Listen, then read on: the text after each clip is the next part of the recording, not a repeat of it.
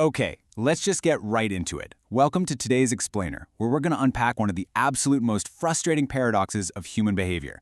I'm talking about putting off the exact goals we genuinely care about achieving. Listen, if you're a focused learner who values your time, you have definitely hit this wall before. You've got this project, a goal, some big dream that you truly care about. Yet somehow, out of nowhere, you find yourself deciding that right this very second is the absolute perfect time to reorganize your spice rack or deep clean your baseboards. Seriously, let that sink in for a second. Why do we do this? You know exactly what you need to do. You genuinely want the final result, but instead of sitting down and writing that book or finishing that presentation, you open YouTube. Then you check your phone. Then suddenly you absolutely need a snack. Before you know it, you're clearing out your inbox, hours have vanished, and you haven't made an inch of progress. So why can't you just start? Well, the easiest, most common explanation we all jump to is the lazy lie. We just assume procrastination equals poor discipline, and we slap that lazy label right onto our own foreheads. But honestly, that label does nothing but add a massive layer of shame to the whole problem. It makes you blame yourself, which, ironically, makes the task feel even more unbearable. But psychology gives us a much more fascinating and honestly infinitely more useful explanation than just deciding you lack willpower. When I was digging into the data on this, the sheer scale of the research completely blew my mind. 28,019. That is the number of participants in a monumental 2026 meta-analysis. We're talking 64 independent studies and 155 effect sizes all rolled into one. And this data completely shatters the laziness myth. What this exhaustive research proved is that the quality of your motivation matters way more than just having strict discipline. Simply put, not all motivation is built the same. Think about two people tackling the exact same task. Let's say they're both learning to play the guitar. From the outside, the action looks identical. But inside their heads, completely different worlds. One person is coming at it with an I want to mindset. They chose this. It's theirs. The other person is driven entirely by an I have to mindset. Maybe their parents are forcing them, or they're terrified of falling behind their friends. Even though they're doing the exact same thing, their likelihood of actually procrastinating is night and day. And this brings us to a crucial concept, autonomous motivation. It's exactly what it sounds like. Motivation where a goal feels personally chosen, deeply meaningful, and completely intrinsic to who you are. The 2026 data explicitly links this kind of autonomous motivation with significantly less maladaptive delay. In other words, the core reason behind why you're doing something literally rewires your brain's likelihood to take action. On the flip side, if your motivation is controlled by outside pressure or a feeling of obligation, well, you're practically guaranteed to delay it. This difference in motivation creates a really wild disconnect in our brains. It's totally possible to genuinely crave the outcome, like getting fit or landing that big promotion, while viscerally rejecting the uncomfortable immediate actions required to actually get there. Your brain isn't just looking at the finish line, it is actively judging the journey. It's sitting there going, yes, I absolutely want the result, but I really don't want to deal with the friction of doing the work right now. Which leads us straight into a nasty little trap called the avoidance loop. When you face that initial task discomfort, your brain instinctively looks for an escape hatch. You avoid the task by grabbing your phone, and boom, immediate relief. You get this tiny, sweet psychological payoff. But you know as well as I do, that relief is incredibly short-lived. Hours later, the deadline is breathing down your neck, the stress comes rushing back, and the growing guilt makes that original discomfort feel exponentially worse. It's a self-reinforcing trap where the instant gratification of a screen almost always wins out over the delayed payoff of success. So how do we break out of this? First, you have to flip your internal script. Stop asking, why am I so lazy? And start asking yourself, what exactly am I avoiding here?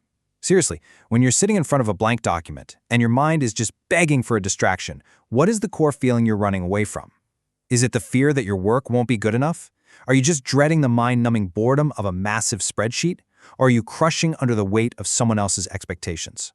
Identifying what you are avoiding is a massive step. But I have to be clear, and that 2026 meta-analysis warns us about this. Procrastination is not a single cause issue. You can't just flip a magical I choose this switch in your brain and expect your procrastination to disappear overnight. It's a multi-layered beast. Motivation is absolutely key, but it's just one piece of the puzzle. Your underlying emotions, your physical environment, and your deeply ingrained habits all play massive roles in this complex system. Let's zoom in on that environment piece for a second, because this is huge. A 2026 study published in Scientific Reports took a hard look at digital disconnection as a strategy for self-regulation. And what they found is beautifully simple, and honestly, a huge relief if you've ever lost an entire evening to doom scrolling. They found that self-control isn't about transforming into this impossibly disciplined superhero who can just ignore a glowing screen. It's all about environment design. Physically putting your phone in another room on Do Not Disturb is profoundly more effective than burning through your precious willpower trying not to look at it. And your physical environment is directly tied to your habits. There's a fascinating 2025 paper in Nature Human Behavior showing that habits involve completely separable processes for preparing versus initiating a response. Basically, your environment quietly whispers to your brain what it should do next. If sitting at your desk is the cue that automatically makes you grab your phone, well, you're stuck in a habitual loop. But you can completely override this automatic response by changing the cue. Change what happens the split second before the behavior. Make it a rigid, non-negotiable rule. Sit at desk, immediately open document. Okay, but what if the document is open and the task still feels totally overwhelming? That's when you shrink the start. Initiating a task is always the point of highest psychological friction. Your brain looks at a goal like write 10,000 words and it literally freezes in panic. But if you just give yourself permission to work for 2 minutes, not to finish, just to begin, you drastically lower that barrier to entry. Shrinking the starting line to an embarrassingly easy first step bypasses that friction entirely. It completely changes the dynamic. To really lock this in, we can look at some incredible planning research from the 2025 Annual Review of Psychology. They highlight the sheer power of implementation intentions, which is just a fancy academic way of saying if-then planning. You see, vague plans like I'll work on it later almost always crash and burn because they leave way too much wiggle room for avoidance. You bypass that by setting a hyper-specific behavioral rule. For example, if it is 8 p.m. and the kids are asleep, then I will immediately open my laptop. It completely removes the burden of having to make a decision in the moment. So let's pull all of this together. Escaping the procrastination trap is not about having superhuman discipline. It is about building better systems. First, you find the personal meaning in the task, so your motivation is autonomous. Second, you hack your environment to ruthlessly eliminate distractions. Third, you shrink the start, so taking that very first step takes almost zero effort. And finally, you use if-then plans to lock the whole thing down. Your motivation doesn't have to do all the heavy lifting if your systems naturally reduce the friction of acting. As we wrap up this explainer today, I want to leave you with a bit of a challenge. The very next time you find yourself dragging your feet and delaying a task, I want you to just pause and ask yourself, what makes starting so uncomfortable right now? Do you honestly not want the goal itself, or is it simply that you just don't want to feel the temporary discomfort of starting? Figuring out the difference between those two things, that's half the battle right there.